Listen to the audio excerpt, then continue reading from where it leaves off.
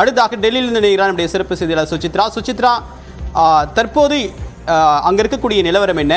இனிமேல் எல்லாமே ஃபிக்ஸ் தான். அங்கே இவங்க தான் கேபினெட் மினிஸ்டர் ஆக போகிறாங்க, இவங்க தான் MOS ஆக போகிறாங்க அப்படின்றது ஒரு ஃபிக்ஸ் தான். எல்லாமே ஸ்டெபிளைஸ் ஆயிருக்கா இருப்பாங்க? நிச்சயமா தேவா, இன்று மாலை அதிகாரப்பூர்வமாக புதிய அமைச்சரவை என்பது பொறுப்பேற்க உள்ளது. மீண்டும் 3வது முறையாக பிரதமராக நரேந்திர மோடி பொறுப்பேற்க உள்ளார். அதற்கான அந்த ஏற்பாடுகள் அனைத்தும் தயாராக இருக்கும் நிலையில் பாஜகவுடைய மகளிர் மோர்ச்சா தலைவர் வானதி ஸ்ரீனிவாசன் நம்முடைய இந்த 3வது முறையான ஒரு ஆட்சி அமைப்பு அப்படின்றத நீங்க எப்படி பாக்குறீங்க? என்ன மாதிரியான மனநிலை இப்ப உங்களுக்கு இருக்கு? சந்தோஷமான மனநிலை தான். இவ்வளவு பெரிய ஜனநாயக நாட்டுல 3வது முறையாக மக்கள் திரும்பவும் பிரதமர் மோடி அவர்களுக்கு ஆதரவளித்திருக்கிறார்கள். NDA கூட்டணி சார்பாக இன்று மாலை அவர் பதவியேற்கிறார். இதற்கு முன்பாக சுதந்திர இந்தியாவில் முன்னாள் பிரதமர் திரு நேரு அவர்களுடைய சாதனை என்பது இப்போது நரேந்திர மோடி அவர்களோடு சமன் செய்யப்படுகிறது. இதுல தென்னிந்தியர்களுக்கு அதிகப்படியான ஒரு கேபினெட் ஒதுக்கப்படுது.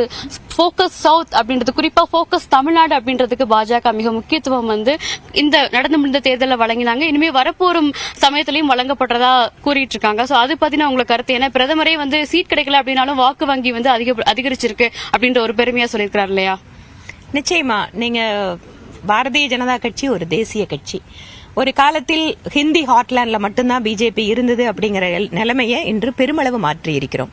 நீங்க இன்னைக்கு பாத்தீங்கன்னா கிழக்கிந்தியாவில், தென்னிந்தியா மாதிரியே தான் கிழக்கிந்தியாவில் எங்களுக்கு ஆதரவில்லை அப்படின்னு சொன்னாங்க. வெஸ்ட் பெங்கால்ல போன முறை MP வாங்கணும், இந்த முறை வாங்கியிருக்கோம்.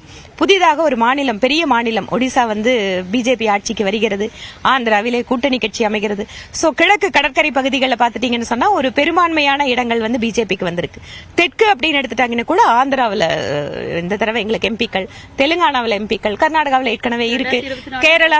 கேரளாவில் நீங்க சொல்ற மாதிரி போக்கஸ் சவுத் அப்படின்னு சொல்றதுல தமிழ்நாடு வெகு வேகமா முன்னேறிட்டு இருக்கு. நாங்க நீண்ட காலமாவே 2014 இருந்து பாத்தீங்கன்னு சொன்னா தங்களுக்கென்று ஒரு தனித்த அடையாளத்தோடு ஒரு வாக்கு சதவீதத்தை சிறிது சிறிதாக உயர்த்தி கொண்டு வருகிறோம். எங்களுக்கான நம்பிக்கையும் நல்லா இருக்கு. கூடிய விரைவில் தமிழ்நாட்டில் பாஜக முழு வீச்சில் வேகமடைந்து ஆட்சியை பிடிக்கும் அப்படின்றதுதான் வானதி ஸ்ரீனிவாசன் அவருடைய கருத்தா இருக்குது. நியூஸ் 18 செய்திகளுக்காக டெல்லியிலிருந்து ஒளிப்பதிவு ஜாஃபருடன் சுசித்ரா. நன்றி சுசித்ரா.